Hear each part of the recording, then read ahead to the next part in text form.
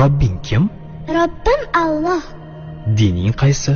Dinim Islom. Payg'ambaring kim? Payg'ambarim Muhammad sallallohu alayhi vasallam. Kitobing qaysi?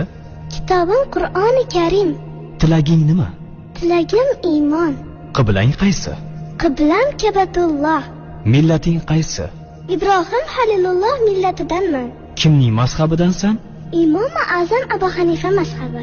Do'stlaring kim? Do'stlarim chahor yorlar. Ular kimlar?